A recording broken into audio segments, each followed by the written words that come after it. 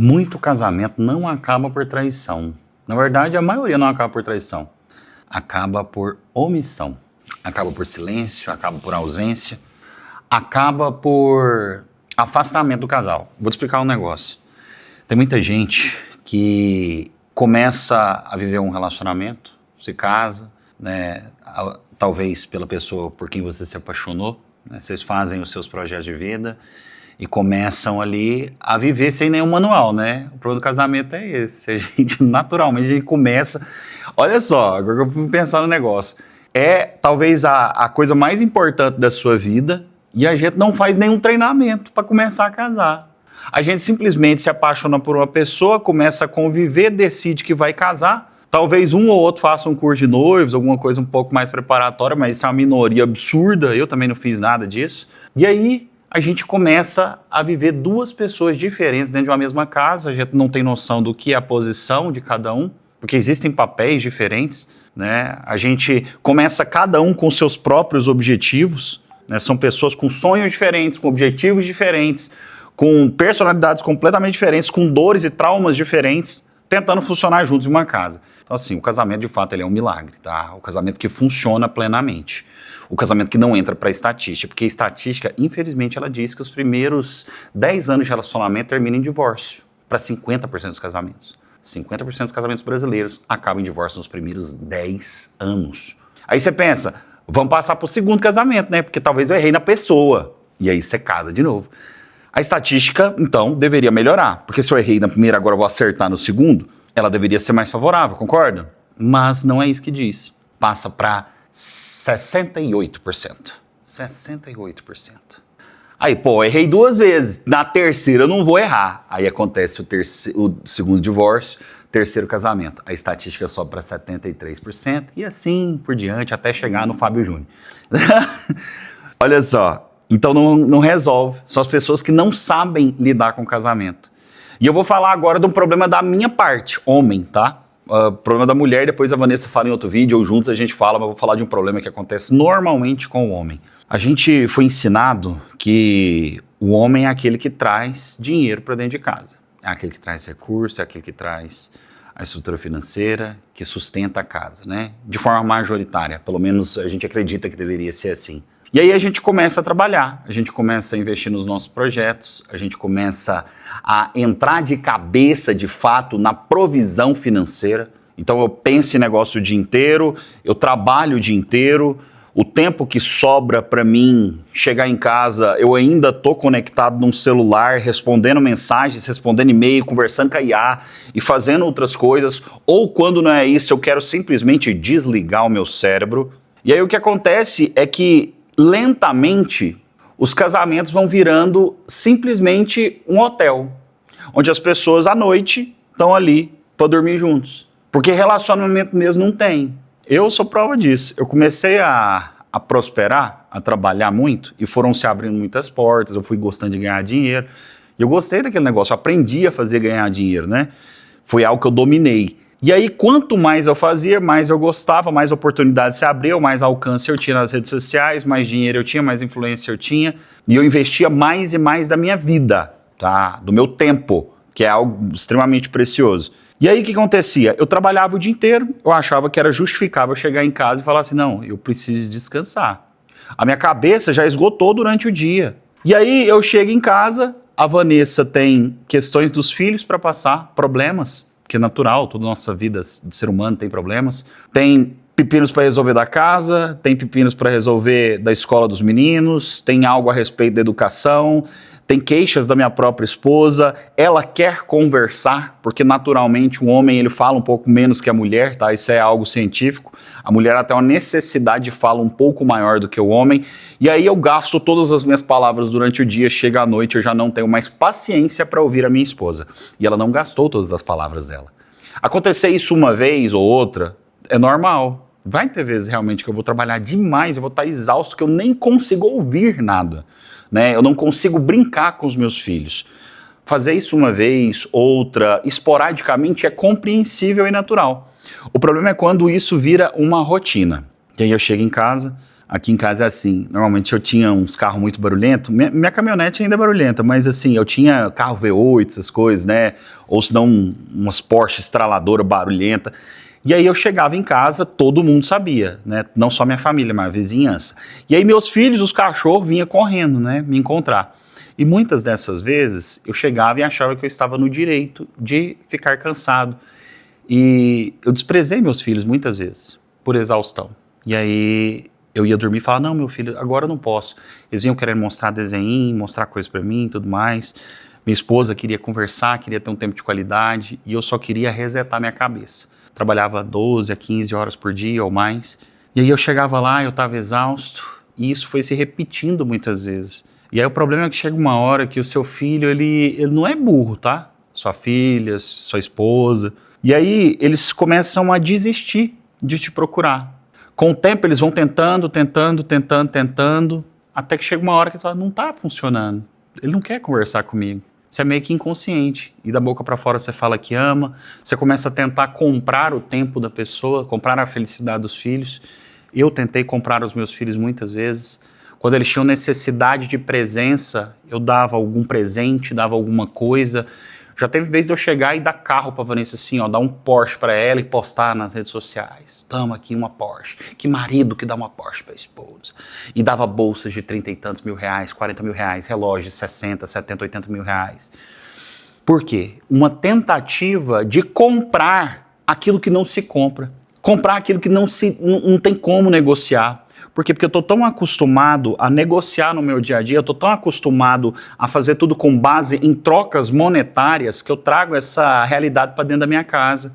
E aí, o que acontece? Nós, homens, a minha mulher vai ficando distante, a gente começa a ser apenas meros conhecidos dentro de uma casa, meus filhos já não me respeitam, eu já não sei dos problemas dele, a minha mulher vai ficando exausta, porque na minha cabeça de macho, eu trabalhei 12 a 15 horas por dia. Eu tô cansado. Ela não sabe o que é cansaço. Só que cansa. Mesmo que ela tenha ficado só cuidando de casa e resolvendo problemas, e a ausência do marido, a ausência de uma presença masculina para resolver os problemas junto aos filhos, a ausência de alguém para desabafar, de contato, enfim, e mulheres ainda fazem um turno fora, ainda trabalha fora, trabalha dentro, trabalha com filhos, então é uma escala tripla, enfim. E aí a mulher vai ficando exausta, vai ficando amargurada, ela já não se cuida mais, mas não porque ela ficou desleixada, como muitos homens acreditam. Nessa hora tem homem que fala assim, e eu fui um desses homens, tá? Eu tô falando aqui como alguém que esteve nesse ponto de cegueira. Chegar a falar assim, não, a minha mulher não se cuida mais. Lá fora todo mundo se cuida. As meninas do serviço, tudo bem cuidada, tudo arrumadinha, cheirosa. Lógico, elas saíram cedo para trabalhar, se arrumaram, então lá para tentar ganhar a vida. A minha esposa ficou em casa sem assistência, sem meu cuidado, sem meu suporte, sem a minha atenção. Ela tinha ela tinha um cartão de crédito ambulante que chegava à noite. E ainda queria sexo, algumas vezes. Porque no excesso de trabalho, até sexo eu parei de desejar. E aí, isso vai gerando em casa uma destruição aos poucos. E aí o casamento vai acabando. Isso não acontece da noite pro dia. Tem muita gente que fala assim pra mim, fala, Ricardo, nosso casamento tava tão bom, de repente acabou da noite pro dia. Mentira, velho. Desconfia. Casamento não acaba da noite pro dia, não.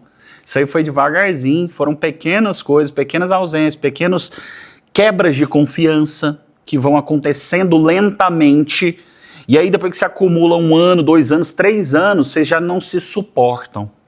Então chegou um momento que eu chegava em casa, a Vanessa ela tinha que trazer para mim o que era para resolver, porque precisa resolver, não tem quem resolva, tem que resolver. Ou seja, os nossos assuntos era só para resolver BO, já não era assunto de relacionar. Eu fiquei anos sem olhar no olho da minha esposa e ela olhar no meu olho e a gente se admirar e a gente namorar e a gente ter um momento de entrega 100% um para o outro. Na desculpa de que a rotina não permite, e a gente acaba deixando essa desculpa prevalecer sobre a nossa vida. No final das contas, eu estava trocando por dinheiro. Eu estava trocando a felicidade, trocando a paz, trocando minha família por dinheiro. Então, assim, nem todo casamento acaba só pela questão de adultério. No meu, infelizmente, aconteceu isso também, mas depois, o meu casamento já tinha acabado antes, por causa desse excesso de algo que é lícito. Tipo assim, trabalhar é lícito, não é? Espero que você trabalhe, cabra. Você que é homem que tá me assistindo, eu espero que você trabalhe. Só que se você deixa isso passar do limite e você não consegue priorizar mais a sua casa, você inverte as ordens de prioridade, você tira Deus da ponta, Você tira a sua família, você tira seus filhos, coloca trabalho, coloca amigos, coloca qualquer outra pessoa. Meu irmão, a sua estrutura familiar e psicológica, tudo da sua vida espiritual vai desmoronar. Eu tô te avisando.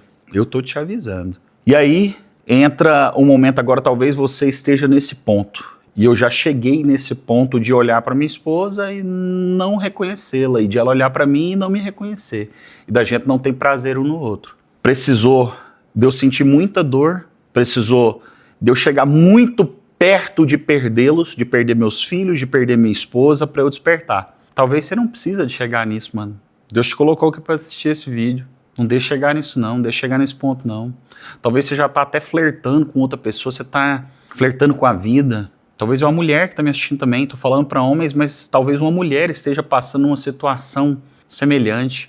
Deus, Ele foi gracioso demais comigo. Ele me trouxe de volta à consciência. Não vou dizer nem que foi algo que eu fiz, foi algo que Ele fez. É claro, eu aceitei Ele fazer, né? Eu falei, faz.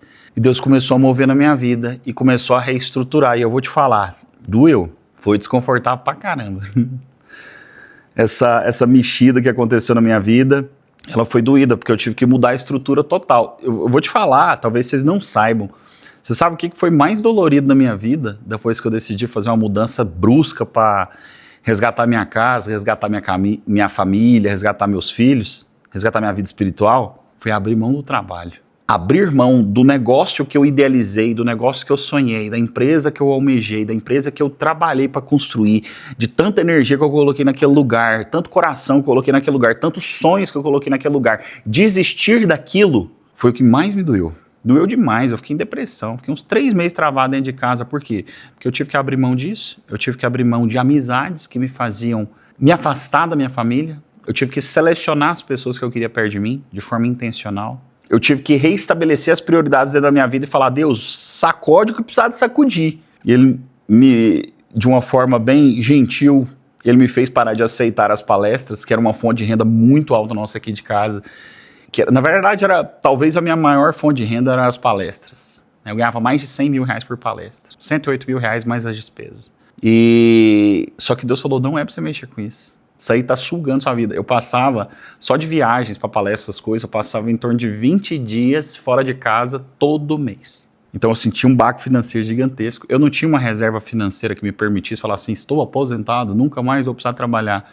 Tem gente que pensa que isso aconteceu. Não aconteceu, infelizmente. Porque mesmo eu ganhando muito dinheiro, eu era extremamente imprudente. Eu gastei dinheiro demais para impressionar os outros. Gastei dinheiro demais para fazer coisas para mim. E não tive sabedoria para juntar. Então hoje eu estou colhendo más sementes que eu plantei. Mas também estou colhendo boas sementes, porque tem 2 anos que eu estou semeando na minha família, tem 2 anos que eu estou semeando na vida de outras pessoas, semeando o evangelho. Estou colhendo muitos frutos disso. Não são frutos financeiros, mas são frutos de paz, frutos que me trazem realização, me trazem alegria. Hoje eu tenho uma vida muito mais simples do que eu tinha, muito mais simples, mas muito mais simples do que eu tinha. E vou te falar, eu nunca estive tão feliz. Eu nunca tive um casamento tão abençoado como eu tenho hoje.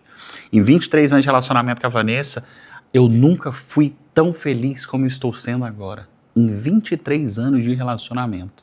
A gente nunca teve uma vida sexual tão gostosa, a gente nunca teve uma comunicação tão leve, a gente nunca teve uma vida espiritual tão alinhada, nunca estivemos tão próximos como família, estruturados, desejos do coração.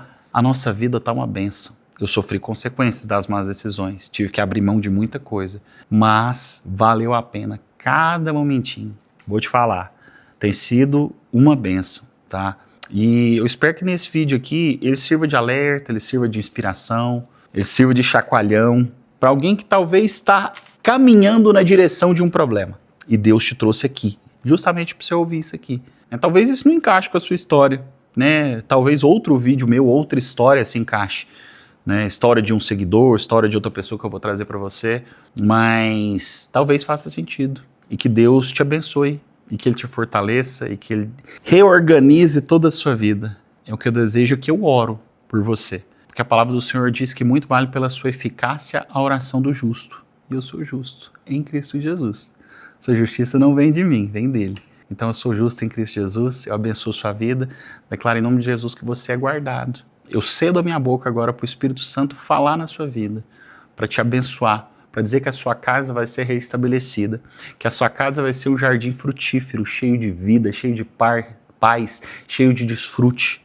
Que o Senhor Jesus seja o centro da sua casa, que os seus olhos estejam nele, que os olhos da sua esposa estejam nele, que os olhos dos seus filhos estejam nele, e que a sua casa desfrute muito amor, o amor verdadeiro que vem de Cristo. Em nome de Jesus, Deus abençoe muito a sua vida e tamo junto.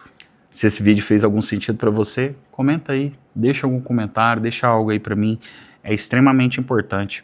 Deixa eu falar para vocês, eu não sei se você sabe, mas a gente escreveu alguns e-books, né, para ajudar a libertar de pornografia, e-books sobre início de restauração de casamento, sugestões de orações que você pode fazer, talvez você não sabe nem orar, vou tentar te ajudar nesse processo, scripts de conversas que você tem que ter com seu cônjuge no momento de restauração, sobre vida sexual, como voltar a ter muito prazer, muito tesão, desfrutar, gozar gostoso, como fazer um negócio massa aí dentro da sua casa, tá? Porque isso é bênção de Deus pro casamento. A gente criou alguns e-books, tá lá na bio. Tá? Se você está no Instagram, tá lá. Se está no TikTok, tá lá. Se você estiver no YouTube, eu vou deixar aí na descrição do vídeo a relação desses e-books. Pode ser que algum te faça muito bem. Tamo junto. Deus abençoe.